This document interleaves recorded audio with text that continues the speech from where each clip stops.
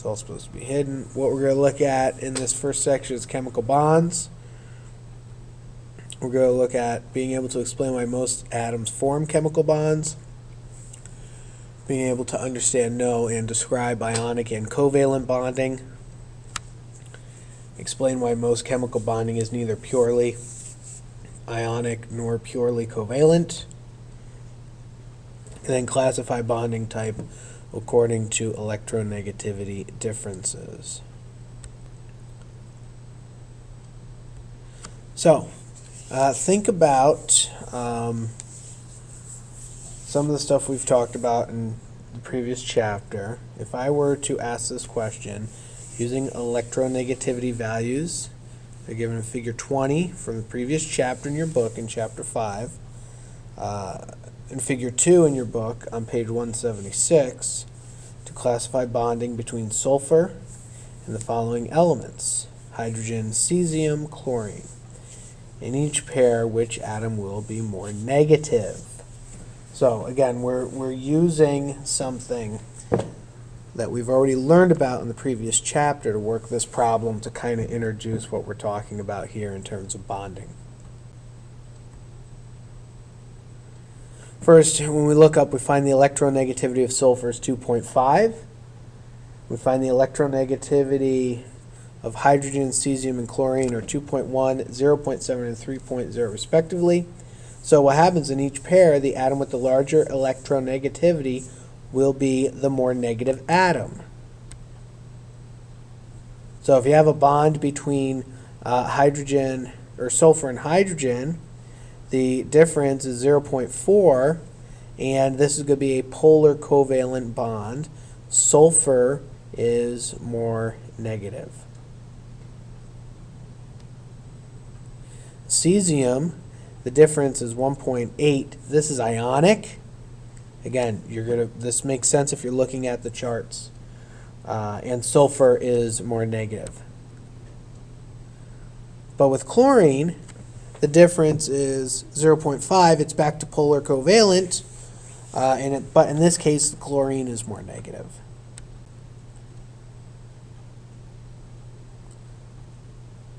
So the idea there that we just talked about is you're basically taking what you've learned in Chapter 5 and applying it to understand these types of bonds. Remember, bonding, guys, takes place with electrons. What's happening with the electrons? If something is highly electronegative, it's going to take the electrons from the other atom and it's going to form ions, and we call that an ionic bond. On the other hand, if the difference between the two is pretty small, then what we do is we call that covalent, because it's like the two atoms that are bonded together are sharing those outer electrons. If there's any difference at all, we say that it's polar covalent, because one side of the atom or one side of the compound, one of the atoms is going to be more negative, and one of the atoms is going to be more positive. So it's kind of like now the molecule has poles, right? A positive pole and a negative pole.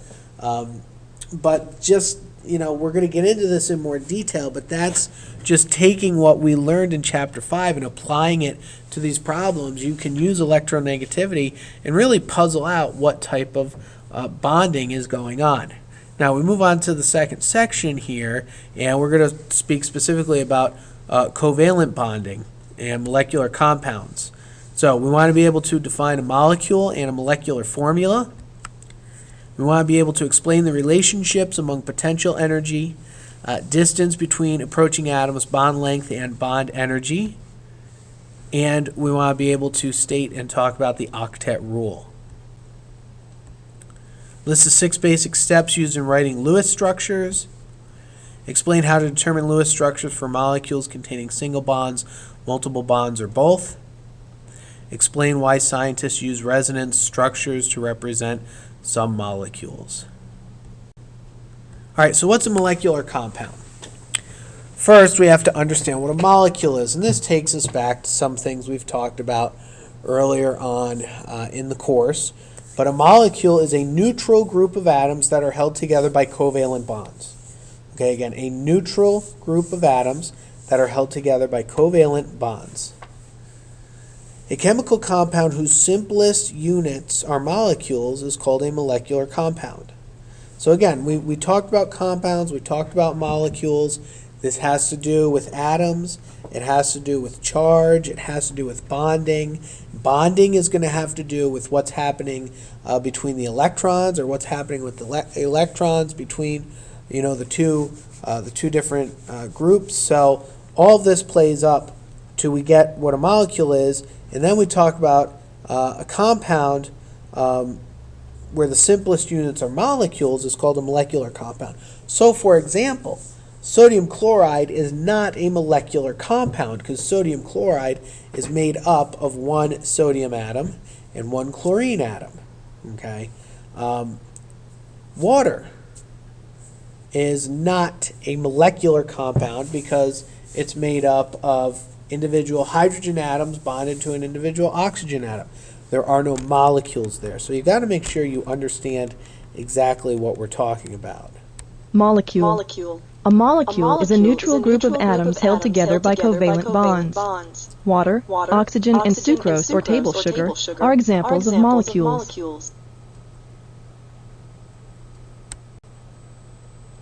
All right, so when we talk about molecular compounds, the composition of a compound is given by its chemical formula. So now we're going to start looking at, and we're going to start seeing how these chemical formulas come into play and how we can understand them and what they mean and what they tell us. So a chemical formula indicates the relative numbers of atoms of each kind in a chemical compound by using atomic symbols and numerical subscripts. Now, I hope you guys see here that on some level, so far, everything we've done in this super long chapter 6 is review of one sort or another. Without me having done any teaching on molecular compounds and chemical formula, you guys already have been figuring out how to read and understand chemical formulas. Now, the difference between a chemical formula and a molecular formula is stated this way. Molecular formula shows the types and numbers of atoms combined in a single molecule of a molecular compound. So I want you guys to make sure you are noting the difference between molecular formula and chemical formula here. All right, when we take a look, we can see comparing what we call monatomic, diatomic, and polyatomic molecules. One atom is a monatomic, right? Mon means one. We have the sodium example here. One atom of sodium is a monatomic molecule, you could call that. You see that there. But then if you look over, we've got fluorine. Okay, and fluorine is always written as F2. It's diatomic. It means two atoms. Fluorine is one of those elements that always exists in nature as two fluorines bonded together. We see oxygen is the same way, and nitrogen. So there you see the two atoms. And then when we have more than two atoms, we call it polyatomic. And water would be considered polyatomic because you've got two hydrogen and an oxygen bonded together. Now, how is a covalent bond formed? Because everything we're talking about here is driven by the types of bonding. And in particular, what we've been talking about is driven by covalent bonding.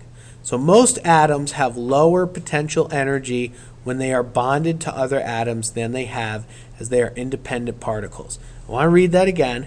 Most atoms have a lower potential energy when they are bonded to other atoms than they have as they are independent particles. What that means practically in our understanding of chemistry and bonding is that atoms are going to want to do something to get to a more stable state.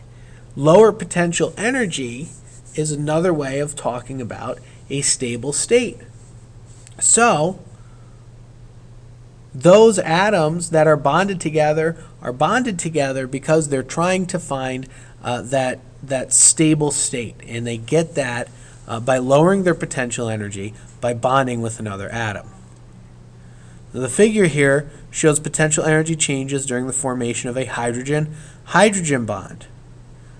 Okay, and if you look from A over on the right, you're going to read this graph from the right, and you can see the potential energy, and you can see as it decreases as they come together and they bond, and that seems to be a function of the distance between the hydrogen nuclei. So the lowest potential energy of two hydrogen atoms tends to be when the distance between the nuclei is shortest, okay, at 75 picometers.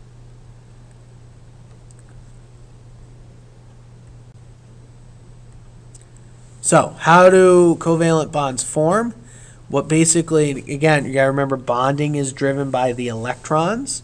The electron of one atom and proton of the other atom attract one another. So remember, the electrons are negative and the protons are positive. Well, this diagram shows this, where the blue line represents nuclei repelling each other, as well as the electron clouds repelling each other. But the red lines represent nucleus of one atom attracting the electron cloud of another atom and vice versa. So covalent bonds are driven by the proton, the electron of one atom and the proton of the other atom attracting one another. There's repelling going on as well. Okay, nuclei repel because they're filled with positive charge, and electrons repel because they're all negative charge. So the bond can only happen when the force of attraction between the protons and the electrons is greater than the force of repelling between the electrons of each atom or the protons of each atom. And ultimately, the forces cancel out, forming a covalent bond at a length where the potential energy is at a minimum. So basically, you've got these two opposite forces working against each other, and they're eventually going to find a length, okay, a distance of the particles, where the particles are distant from each other, and that length or that distance is enough to allow for the lowest potential energy. And that's where and when the bond is formed. So we see different diagrams here that represent, on the left, you can see both nuclei repel each other, as do both electron clouds. We see that the nucleus of each atom attracts both electron clouds, and this is all represented by these arrows. And ultimately, a molecular orbital is formed where the orbitals between the two atoms are now commingled and being shared, and there is a distance between the two that is appropriate for the lowest amount of potential energy, and that is the point where the covalent bond is formed. So what are covalent bonds like? First, we can talk about one of the characteristics would be distance between the two atoms. And it's as I've already said, it's the distance where minimum potential energy exists. It's the average distance between the two bonded atoms, and that is the bond length. Also, in forming a covalent bond, the hydrogen atoms release energy.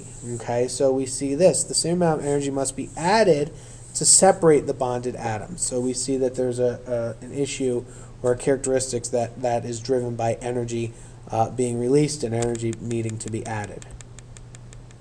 And that is called the bond energy, which is the energy required to break a chemical bond and form a neutral isolated atoms, two separate neutral isolated atoms.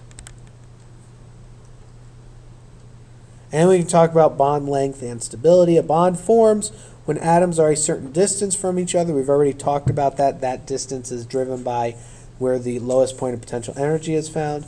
At this distance, the atoms are in a low energy state.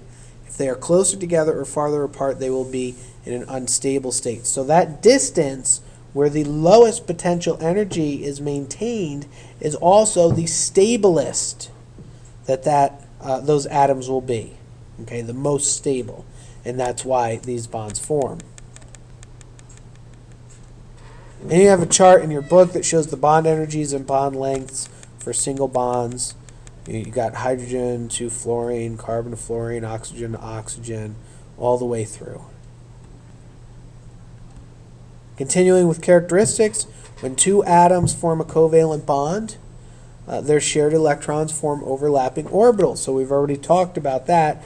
And you can see in the diagram here with the hydrogen to hydrogen bond that the bonding electron pair are in overlapping orbitals in the dotted box. And that is what helps, or what causes, I should say, the atom to achieve a noble gas configuration. A noble gas configuration, as we've talked about already, a noble gas configuration is where the outside electrons, or what we'll learn in this chapter are called the valence electrons, are full, or those orbitals are full. If they're full, there's nothing that they can interact with, and so now they are inert. We call this the noble gas configuration because noble gases are naturally full in their atomic state, and therefore they are very unreactive and they don't really bond to anything. And so the bonding of two hydrogen atoms allows each atom to have a stable electron configuration of helium, 1s2. That's because hydrogen atom A is sharing this electron from hydrogen atom B, and hydrogen atom B is sharing the electron from hydrogen atom A. So they both look and act like they've got two electrons in their 1s sublevel. And that brings us to our discussion of the octet rule. Noble gas atoms are unreactive because their electron configurations are especially stable. Why are they stable, and why do we call them noble gas? It results from the fact that the noble gas atoms' outer s and p orbitals are completely filled by a total of 8 electrons, right? P can hold 6, s can hold 2, so there's your 8. No more room for anything else, no reactivity, no bonding. Other atoms can fill their outermost s and p orbitals by sharing electrons through covalent bonding, which is what everything we've talked about. Such bond formation follows what we call the octet rule. Chemical compounds tend to form so that each atom, by gaining, losing, or sharing electrons, has an octet of electrons in its highest energy level. There are exceptions to the octet rule that we need to be aware of. Atoms that cannot fit 8 electrons, which we've talked about with hydrogen, or those that can fit more than 8 into their outermost orbital, those exist. Hydrogen forms bonds in which is surrounded by only 2 electrons. We should be familiar with that. Boron has just 3 valence electrons, so it tends to form bonds in which it is surrounded by 6 electrons. And then you've got main group elements in period 3, and up can form bonds with expanded valence involving more than 8 electrons. So you want to certainly keep an eye out for those exceptions, but the octet rule is generally the standard that we look for when we talk about this, and we talk about bonding, and we talk about atomic stability.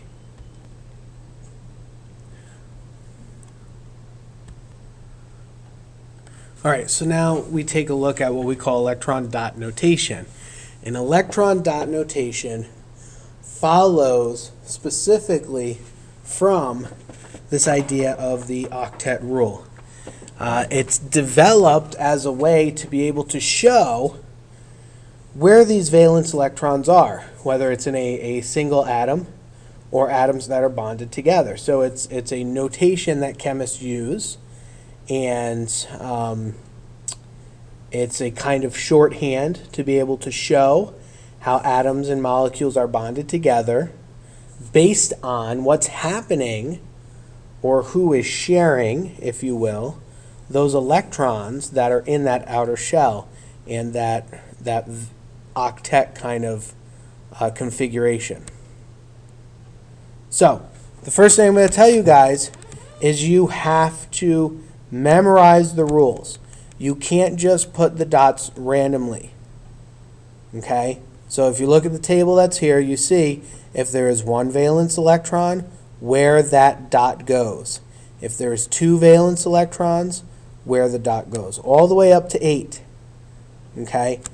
You have to follow this pattern. You can't just say, oh, this particular atom has 2 valence electrons and just put 2 dots anywhere. That's the first thing you got to remember, guys.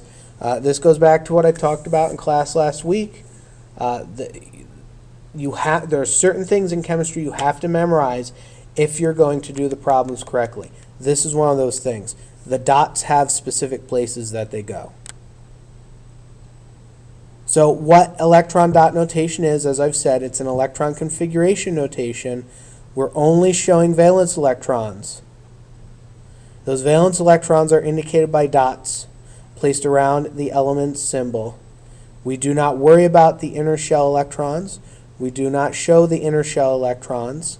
We just show the valence electrons because that's what's involved with bonding. And that's why, as I said, this is a form of shorthand. So how does this look in terms of a problem? Write the electron dot notation for hydrogen.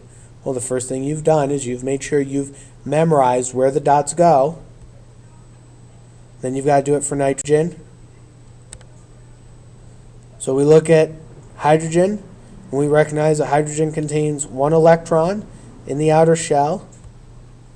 And we can only put that 1 electron in one spot, and that's it. And here we look at the group notation for nitrogen's family of elements, NS2, NP3, which means that nitrogen has 5 valence electrons. And I want you to see that answer for nitrogen, those are the only 5 places those dots can go. Because you can only put the dots in the right places in the order. So you've got to make sure you memorize that. That brings us to Lewis structures. And then we can take these electron dot notations that we just saw an example of, and we can use them to represent molecules. Notice, if I have a hydrogen, and I have a hydrogen bound to that hydrogen, there's going to be 2 dots because each one brings an electron. And we show the pair of dots where we show them sharing the electrons. A pair of dots between the 2 symbols represents the shared electron pair of the hydrogen-hydrogen covalent bond. And also, so we can do this for any molecule.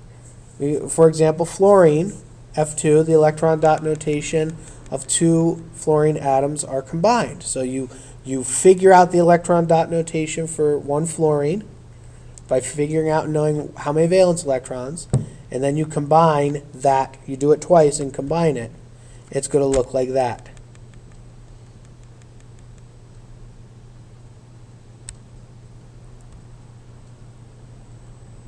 So the pair of dots between the 2 symbols represents the shared pair.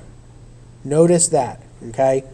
So you have to represent the shared pair. You're going to represent the shared pair between the 2 symbols. Each fluorine atom is surrounded by 3 pairs of electrons that are not shared in bonds. So it's 1 bond. In a diatomic fluorine molecule, it's 1 bond. Unshared pairs, called lone pair, is a pair of electrons that is not involved in bonding and that belongs exclusively to 1 atom. So in the above, all the unshared pairs that are highlighted in yellow belong to the fluorine either on the left or the fluorine either on the right. The top, you see the pair in the middle between the 2 that's highlighted in yellow, that's a shared pair. 1 electron belongs to 1 fluorine, 1 electron belongs to the other fluorine. They share them. Don't worry about this.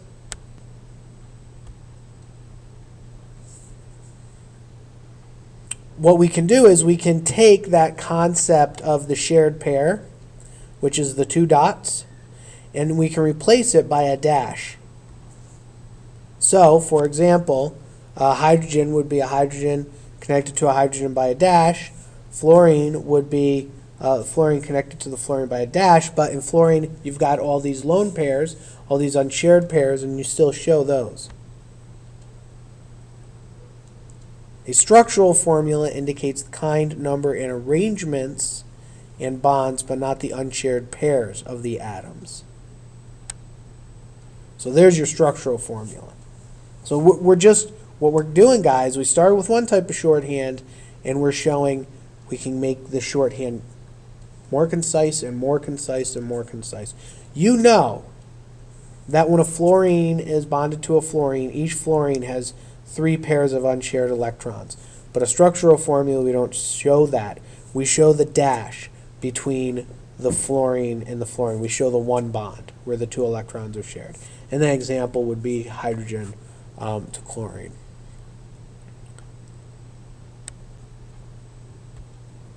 So Lewis structures and structural formulas for many molecules can be drawn if one knows the composition of the molecule and which atoms are bonded to each other. So a single covalent bond, or a single bond, is a covalent bond in which one pair of electrons is shared between 2 atoms. But, guys, you need to remember, when you're putting these electrons together, when you're putting atoms together, you want to be able to count in most cases, 8 electrons around each atom. Sometimes, in order to do that, more than one pair of electrons needs to be shared. If more than one pair is shared, we don't call that a single bond. Let's take a look at a sample problem. So the Lewis structure for iodomethane, CH3I. First, determine the type and number of atoms in the molecule. Formula shows that there's 1 carbon, there's 1 iodine, and there's 3 hydrogen. Write the electron dot notation for each type of atom. So carbon is from group 14, has 4 valence electrons. Iodine is from group 17, has 7 valence electrons. Hydrogen has 1 valence electron.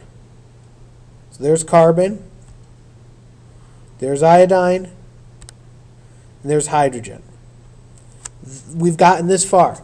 That's not showing a structural formula, but at least we know where we can go from here. Next, we determine the total number of valence electrons available in the atoms to be combined. So, what do we have? There are 4 in carbon, there are 7 in iodine, and because there are 3 hydrogen, 1 valence electron per hydrogen, that means there are 3 in hydrogen. Next, if carbon is present, it is the central atom. Okay? So that is almost a universal rule. Okay, just remember that. If carbon is present, it's going to be the atom in the middle. Otherwise, if carbon's not present, it's the least electronegative atom in the middle. Okay, so you look up and try to figure out, if carbon's not present, you look up, try to figure out which one's least electronegative. Hydrogen's never in the center of these. So now look, what do we have? We have carbon. Carbon had 4 valence electrons, 1 on each side, right? Carbon wants to get 8. So it means you've got 4 bonding sites. So there's a hydrogen, there's a hydrogen, there's a hydrogen, and then iodine on the open binding site. Notice, as I talk through this, iodine had 7. Iodine wants to get to 8, so it needs 1. So iodine's happy because it's got the 1 from carbon. Carbon's happy because it's got the 4 from the other atoms. Hydrogen's happy. Hydrogen doesn't need to get 8, it needs to get 2. It brings 1 to the party, but it gets the second one from the 3 carbon bonding sites. Add unshared pairs of electrons to each nonmetal atom, except hydrogen, such that each is surrounded by 8 electrons, which we just discussed and saw. And so you can do that like that with the electron, or your structural 1 dash equals a single bond, and you have the unshared pairs around the iodine. And then, as I said, if there's multiple covalent bonds, a single is, a pair of shared electrons, but you can have a double bond. where a covalent bond in which two pairs of electrons are shared. Diatomic molecules, we find this in oxygen, we find this in carbon, we find it in nitrogen. It's shown either by two side-by-side pairs of dots or two parallel dashes. So there would be an example. CH2 bonded to CH2, okay? And there's your your four dots, two pairs of shared electrons in the middle of the two carbons, or the two dashes, showing that. And then there's also at times triple bonds. Three pairs of electrons are shared. And nitrogen is the classic example, okay, where you see the three sets of two dots or the three dashes between the two nitrogen atoms. Ethene, C2H2, well, you have hydrogen bonded to a carbon on one side, hydrogen bonded to a carbon on the other side, and then the carbon is bonded to the other carbon by sharing three pairs, okay, or a triple bond.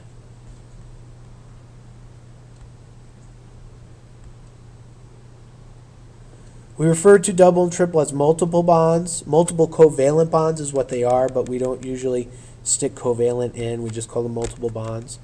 Double bonds of greater bond energies are shorter than single bonds, and triple bonds are stronger and shorter than double bonds, which should make sense to you guys because there's more involved, so it's a stronger bond. When we write Lewis structures for molecules that contain carbon, nitrogen, or oxygen, remember that multiple bonds between pairs of these atoms are possible. Don't miss that. You're still always trying to get to that full outer shell, that octet rule, that 8, or in the case of hydrogen, that 2. So make sure you do the bonds in such a way that you get that full complement. And then you can look at these rules here for drawing Lewis structures with lots of atoms. I'm not going to read through all these. They're in your book. You can read through them now and write them down. The rules are important because you will have examples where you will have molecules with lots of atoms, and you want to try to follow the rules appropriately to get the Lewis structure correct by following the rules. You see there's some more here. I would make yourself very familiar with these, especially as you're doing lots of examples of these Lewis structures. An example with multiple covalent bonds. The Lewis structure for methanol, which is CH2O, which is the same thing as formaldehyde. First thing, determine the number of atoms of each element present in the molecule. Formula shows that there's one carbon, there's two hydrogen, there's one oxygen. Write the electron dot notation for each type of atom. Carbon is from group 14, has 4 valence electrons. Oxygen is in group 16, has 6 valence electrons. Hydrogen has only 1 valence electron. So there's your carbon, there's your oxygen, there's your hydrogen. Determine total number of valence electrons available in the atoms to be combined. Right, carbon, we know it's 4. Oxygen is 6. Hydrogen is 1, but there's 2 hydrogens, so there's 2. That gives us 12 valence electrons total.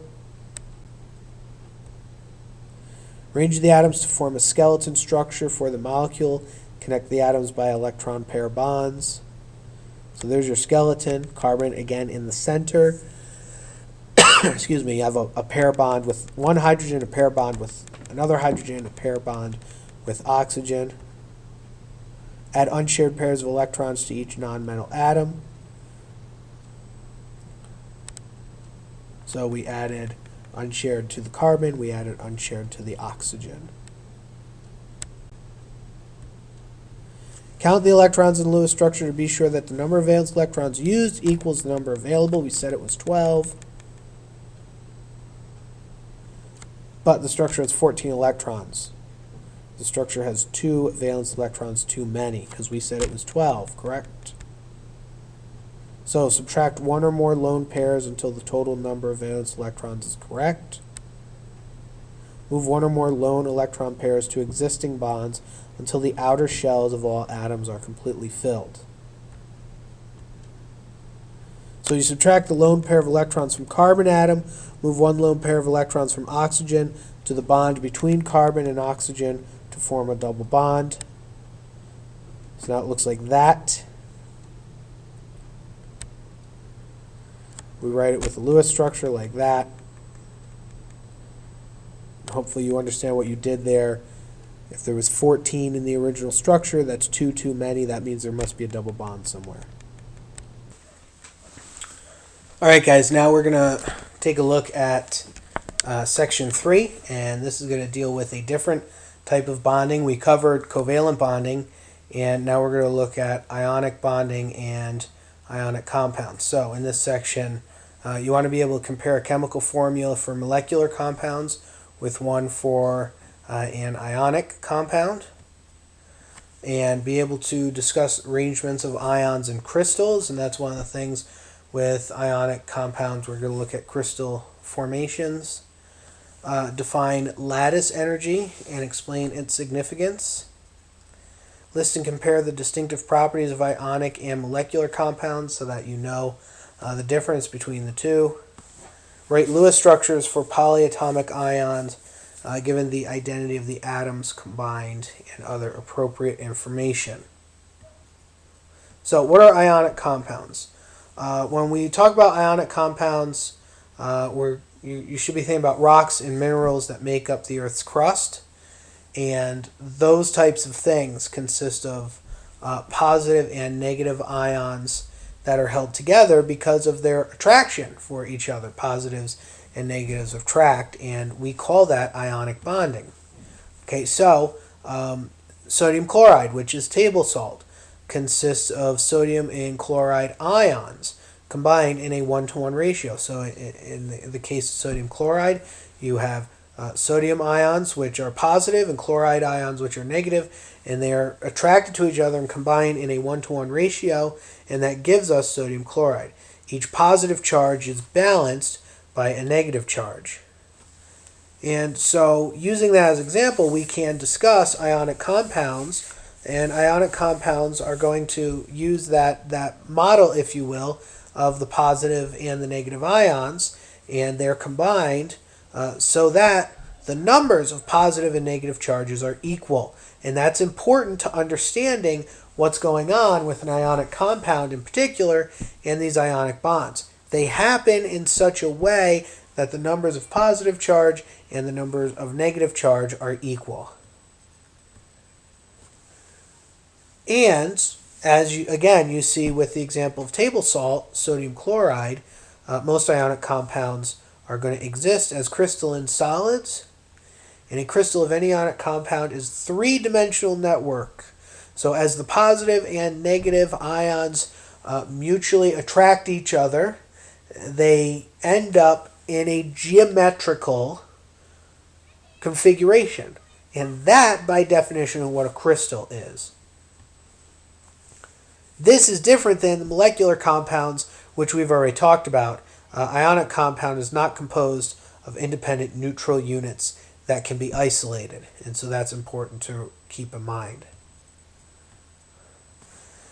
When we start talking about ionic compounds, we need to understand chemical formulas.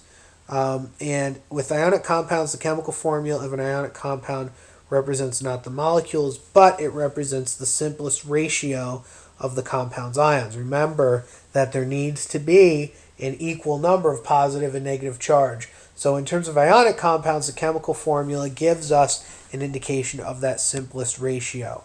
And this brings us to understanding what a formula unit is. A formula unit is the simplest collection of atoms from which an ionic compound's formula can be established.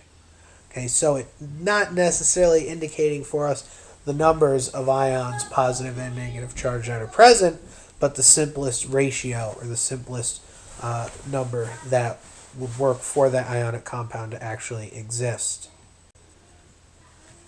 This diagram here shows us the difference between the covalent and the ionic bonds. On the bottom, the covalent bonds, which we've already talked about, you have atom C and atom D, two atoms, and the electron pair shared between atom C and atom D. And there you get it. There's two. Okay. With the ionic, it's really going to be many atoms of atom A and atom B. Okay, but the electrons are transferred from A to B. And you see there you've got that crystalline structure. So how do ionic compounds form? Well, let's start with these dot structures. We have a sodium atom, which you see there, and you have a chlorine atom. The sodium atom has 2 valence electrons, and the chlorine atom has 7 valence electrons. The atoms of sodium and other alkali metals easily lose 1 electron to form cations. Okay, so they, for example, when I say they, speaking of the sodium, much more easily loses 1 of its electrons. And when it loses an electron, it has more protons than electrons, which means it has more positive charge. And now, all of a sudden, it's an ion, and in particular, it is a cation because it has positive charge. And atoms of chlorine and other halogens actually will easily gain electron to form anions. Same principle, okay, just from the other side. You gain an electron, you've got more electric charge, you've got more negative charge than positive charge. All of a sudden, you're negatively charged ion, and that's an anion.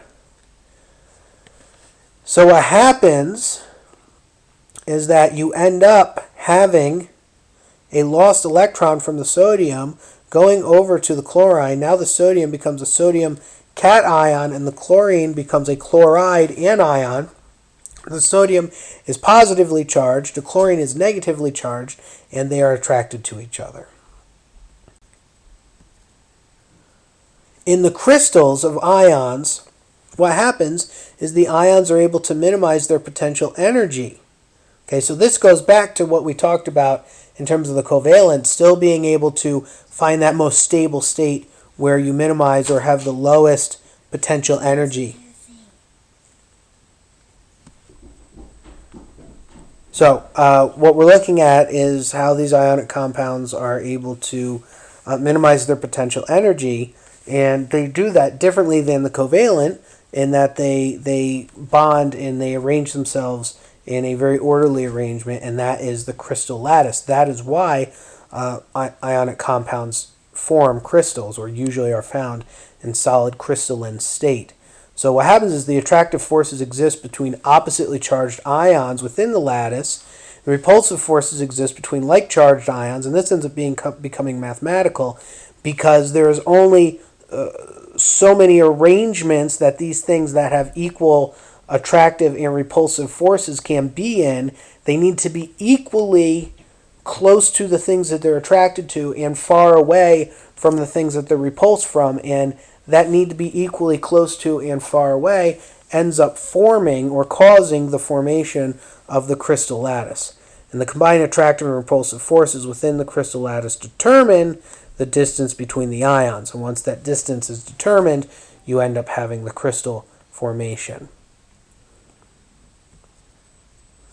This shows us an example of crystal lattice of sodium chloride and the crystal lattice of cesium chloride. Again, this is driven by the need for the ions to be equally distant from the things that they are attracted to and the things that they are repulsed from. So when we look at ionic and molecular compounds, the force that holds ions together in an ionic compound is very strong electrostatic attraction. And when we compare that to the forces of attraction between molecules of covalent compounds, we find that the covalent bonds are much weaker and the forces are much weaker. So ionic bonds are much stronger than covalent bonds. The difference in the strength of attraction between the basic units of molecular and ionic compounds gives rise to different properties between the two types of compounds. That should make sense to us, guys. If ionic compounds are held together by much stronger bonds than the covalent or molecular compounds, then we should expect that the ionic compounds have very different properties from the molecular or the covalent compounds. So we've already stated the molecular compounds' weak forces that exist. So what does that mean? Well, we see one of the properties, they melt at pretty low temperatures. But if you compare that to the strong attraction between ions, what we see is that they have very high melting points. They tend to be harder and brittle. And they tend to be not very good electrical conductors in the solid state simply because the ions cannot move.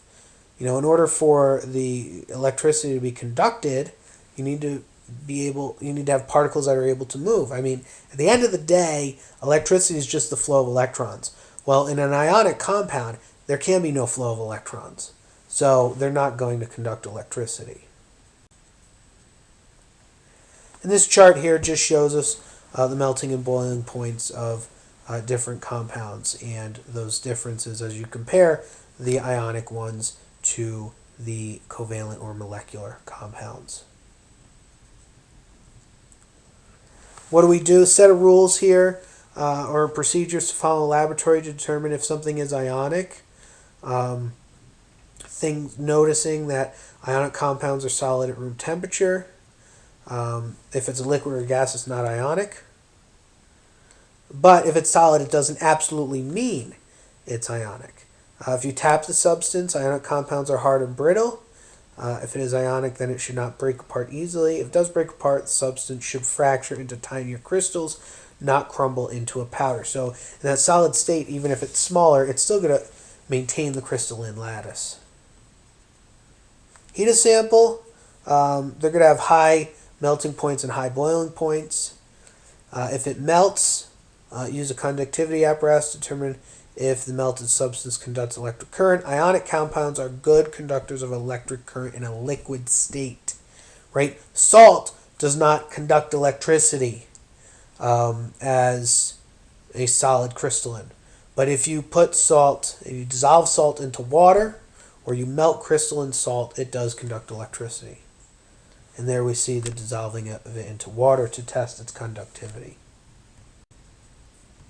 All right, polyatomic ions, when we're looking at ionic bonding, certain atoms bond covalently with each other to form a group of atoms that has both molecular and ionic characteristics. So what happens now is you get a whole bunch of atoms bonded together covalently, but now the molecule, or the bigger thing, has some ionic characteristics. If you have a charged group of covalently bonded atoms, we call that a polyatomic ion. And these are going to function just like other ions now, but now it's in multiple atoms bonded together forming the ion. Polyatomic ions have a charge that results from either a shortage or an excess of electrons. So an example of this, the ammonium ion, NH4+. It's sometimes written as the NH4 in brackets to show that it's the group of atoms as a whole that has the charge of +1. And this is how we figure out the charge of the ammonium ion. Right? You have 7 protons in the nitrogen atom, plus the 4 protons in the 4 hydrogen atoms, gives the ammonium ion a total positive charge of 11.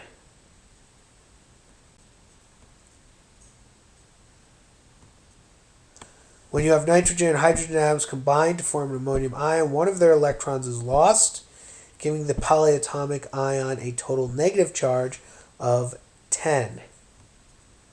And so it's just the difference between the negative 11 and the positive 10.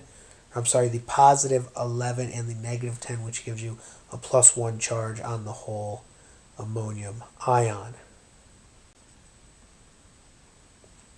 We can talk about Lewis structures in terms of polyatomic ions. There's your ammonium, there's your nitrate, and there's a sulfate. Each one of these is an ion. It's a polyatomic ion. Comparing monatomic, diatomic, and polyatomic structures. A molecule or ion that contains only one atom is monatomic. The prefix mono means one. A molecule or ion that contains only 2 atoms is diatomic. The prefix di means two. A molecule or ion that contains more than 2 atoms is polyatomic. The prefix poly means many. All right, now we want to go ahead, gentlemen, and take a look at section 4, which is concerning metallic bonding. You want to be able to describe the electron C model of metallic bonding, explain why metals are good electrical conductors, explain why metal surfaces are shiny, explain why metals are malleable and ductile, but ionic crystalline compound are not. So with metallic bonding, okay, so we've talked about covalent, we've talked about ionic, so obviously metallic bonding is being treated separately because it's a separate category, at least in terms of chemical explanations. Chemical bonding is different in metals, so this is different than ionic, molecular, or covalent network compounds. Unique characteristics of metallic bonding give metals their characteristic properties, and we know, at least intuitively, if we don't know officially, what the characteristics are of metals. They conduct electricity, they conduct heat, that's thermal conductivity. They are malleable, meaning they can be hammered into a shape. They are ductile, meaning they can be drawn out into a thin wire. And they tend to be shiny.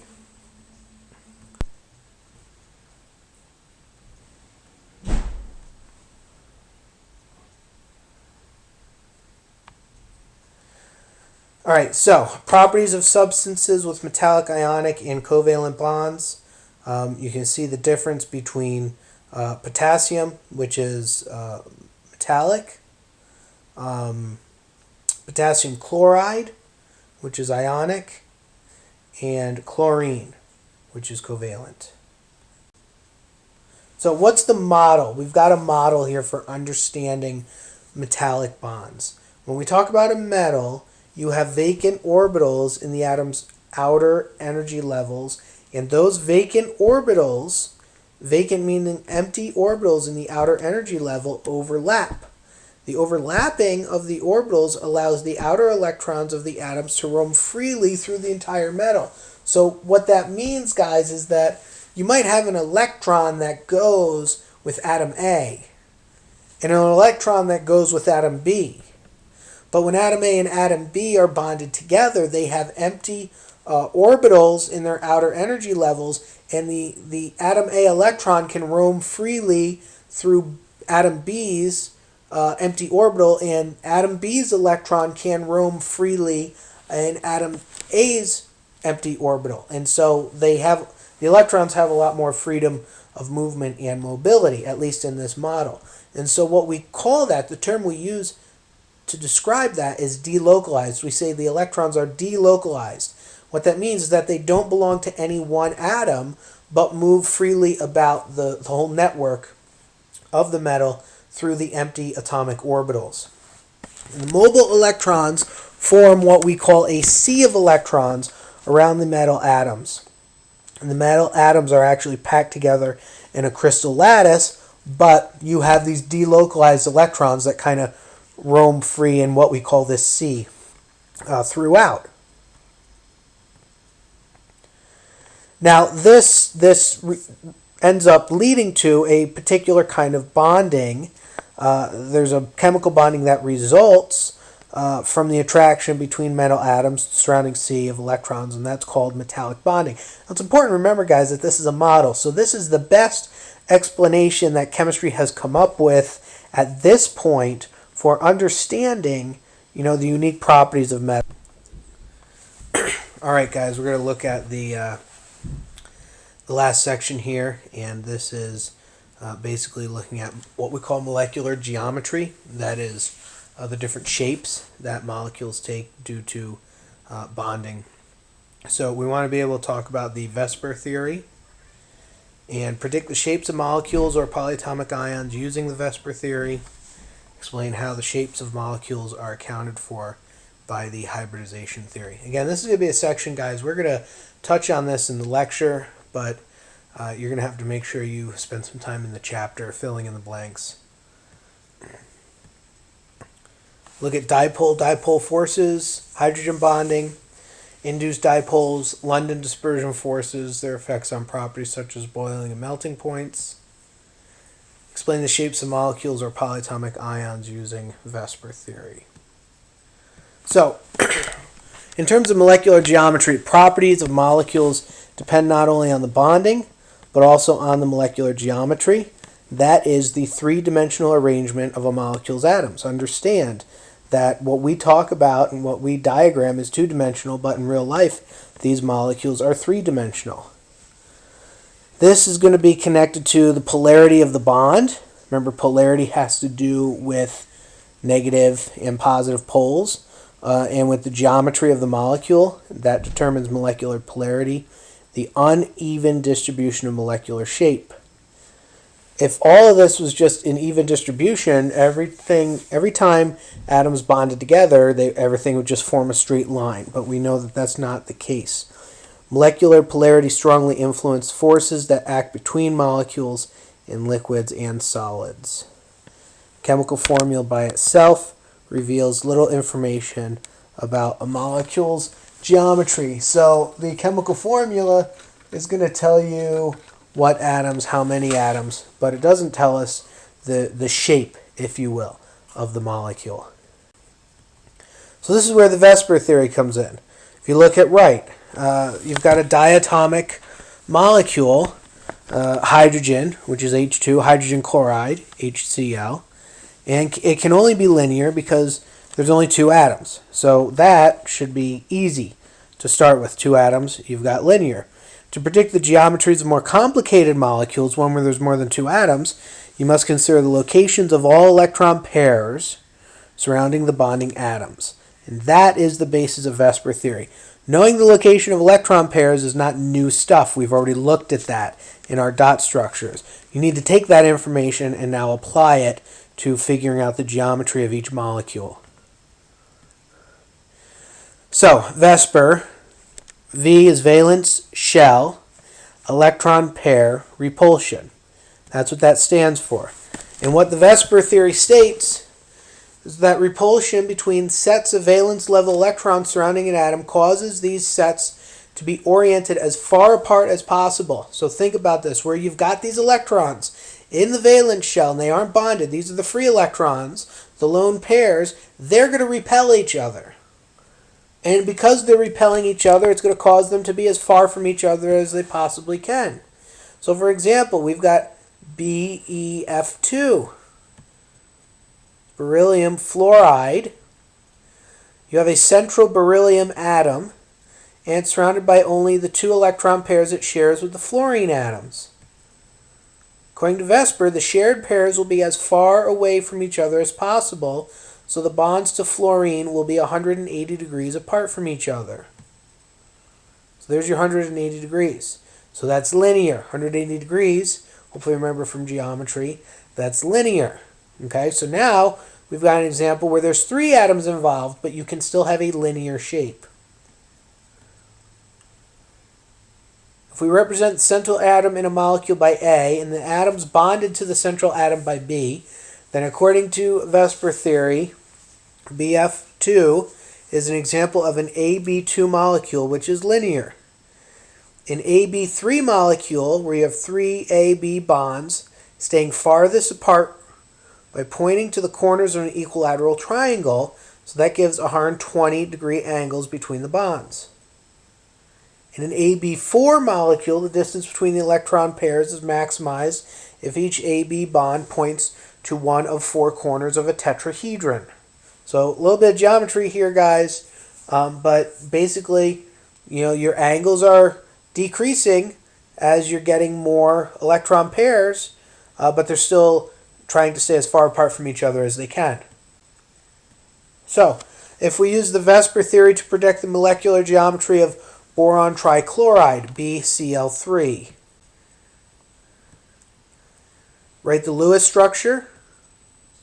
Boron is in group 13, has 3 valence electrons. There they are. Chlorine is in group 17, so each chlorine atom has 7 valence electrons. There they are. Total number of electrons is calculated as shown below. So 24 electrons. And this structure uses all 24. There it is like that. You can see that there. This should be review up to this point.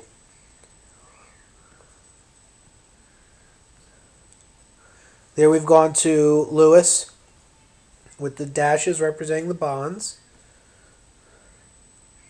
It's an AB3 type of molecule. We've just listed those.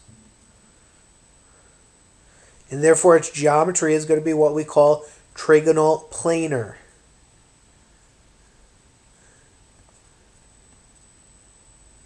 Vesper theory can also account for these geometries of molecules with unshared electron pairs. So if you have ammonia and water, Lewis structure of ammonia shows that the central nitrogen atom has an unshared electron pair. We see that there. Vesper theory postulates that the lone pair occupies space around the nitrogen atom just as bonding pairs do. So we take this into account. Unshared electron pair NH3 takes a tetrahedral shape as in an AB4 molecule. So the shape of a molecule refers to the position of atoms only. Keep that in mind, guys. The geometry of an ammonia molecule is that of a pyramid with a triangular base. H2O has two unshared pairs, and its molecular geometry takes the shape of a bent or an angular molecule. So there is ammonia, and what that would look like. You have your unshared pair repel the other electron pairs more strongly than bonding pairs do. So your angles are going to be a little different. Notice the water. The bond angles in ammonia and water are somewhat less than the 109.5 degree bond angles of a perfectly tetrahedral molecule because those unshared pairs of electrons, even though they position themselves in the geometric shape, they do repel more strongly. Same basic principles of Vesper theory that have been described can be used to determine the geometry of several additional types of molecules. You can do an AB2E, AB2E2, AB5, AB6. We're going to treat double and triple bonds the same way as single bonds. Treat polyatomic ions similarly to molecules. And we can look at these on the next slide. So you see linear, what we call bent, trigonal planar. Don't get trigonal planar confused with tetrahedral. Trigonal pyramidal, bent, trigonal bipyramidal, octahedral. It's very important, guys, that you become very familiar with those in that chart. So use Vesper theory to predict the shape of a molecule of carbon dioxide. Use Vesper theory to predict the shape of chlorate ion. So draw the Lewis structure. There is your carbon dioxide. 2 carbon-oxygen double bonds, no unshared electron pairs on the carbon atom. It's an AB2 molecule, which is linear. Draw the Lewis structure of the chlorate ion. There's your chlorate ion. 3 oxygen atoms bonded to the central chlorine atom. That has an unshared pair of electrons. Don't forget that. So it's an AB3E molecule. Trigonal pyramidal. Can't stress enough, guys. This is going to come down to memorization. Now, hybridization. Vesper theory is useful for predicting and explaining the shapes of molecules. A step further we need to go in order to explain how orbitals of an atom are rearranged when the atom forms covalent bonds. And for that, we use what we call the model of hybridization. Mixing of 2 or more atomic orbitals of similar energies on the same atom to produce new hybrid atomic orbitals of equal energies. So you have methane, right? CH4. Carbon atom has 4 valence electrons, 2 in the 2s orbital, 2 in the 2p orbitals. Experiments determine that a methane molecule is tetrahedral. How does carbon form 4 equivalent tetrahedrally arranged covalent bonds? So you look at the s and p orbitals, that they have different shapes. To achieve 4 equivalent bonds, carbon's 2s and 3p orbital and 3 2p orbitals hybridize to form 4 new identical orbitals called sp3 orbitals. Superscript 3 on the p indicates that there are 3 p orbitals included in the hybridization.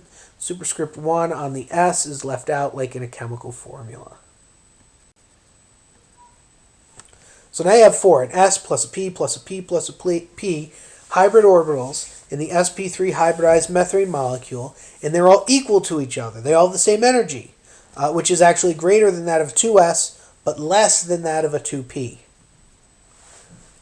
So these hybrid orbitals are orbitals of equal energy produced by the combination of 2 or more orbitals on the same atom, and explains the bonding and geometry of many molecules. But again, remember, it is a model. It's the best explanation we have at this point in our understanding of chemistry. You look at the geometry of hybrid orbitals. If you have sp, you get the sp, you have an sp2, an sp3, and what those orbital shapes and orientations are going to be. Now, forces within molecules, we call these intermolecular forces. These are the forces of attraction between molecules. Boiling point of a liquid is a good measure of the intermolecular forces between its molecules. The higher the boiling point, the stronger the forces between the molecules is. Intermolecular forces vary in strength, generally weaker than bonds between atoms within molecules. Ions and ionic compounds, or metal atoms and solid metals. So if you look at, for example, ionic compounds, boiling points for those in metals tend to be much higher. They form molecular substances. Forces between molecules are weaker than those between metal atoms or ions. In this chart will refer to some of these. And you see the different melting and boiling points. Strongest intermolecular forces exist between polar molecules. That's where you have a molecule that's one that is positive and one that is negative. They have uneven charge distribution. Polar molecules have what we call dipoles. Dipoles created by equal but opposite charges that are separated by a short distance. Direction of a dipole is from the dipole's positive pole to its negative pole. Dipole is represented by an arrow with its head pointing toward the negative, crossed tail at the positive pole. The dipole created by a hydrogen chloride molecule is indicated as follows.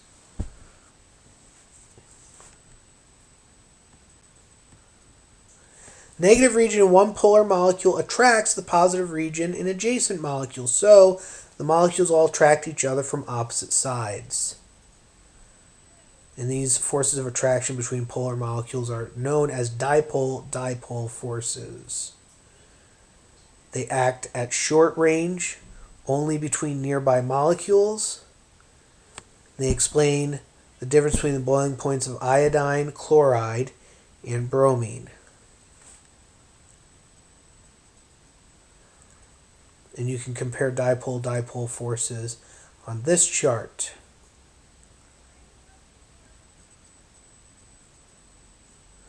Polar molecules can induce a dipole in a nonpolar molecule by temporarily attracting the electrons, and that creates a short-range intermolecular force that is somewhat weaker than a dipole-dipole force. Induced dipoles account for the fact that nonpolar molecule oxygen is able to dissolve in water, a polar molecule.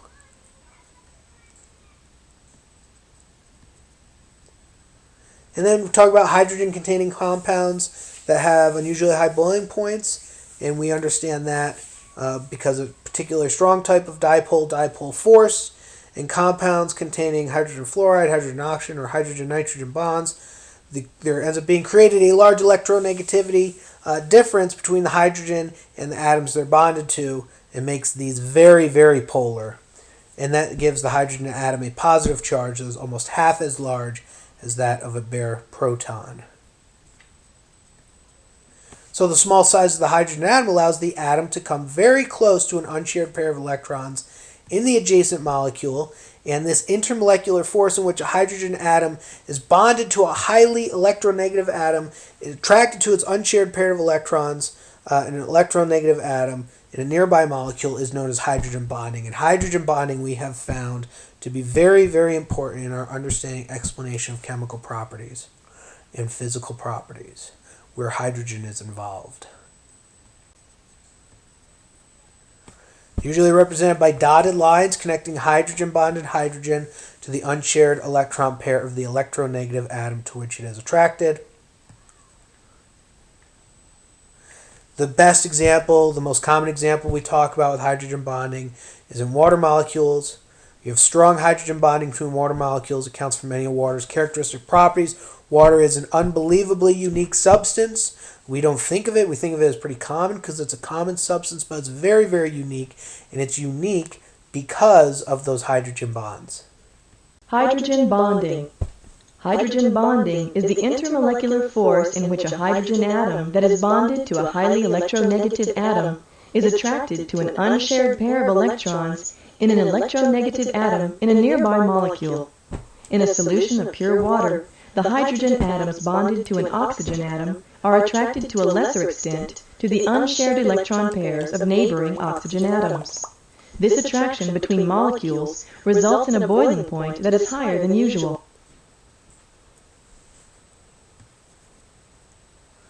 Talk about London dispersion forces. Noble gas atoms, nonpolar molecules can experience weak intermolecular attraction. Remember, I've always said noble gases are unreactive, but we have this interesting thing with these intermolecular attractions. In any atom or molecule, polar or nonpolar, the electrons are in continuous motion, and as a result, at any instant, the electron distribution may be uneven.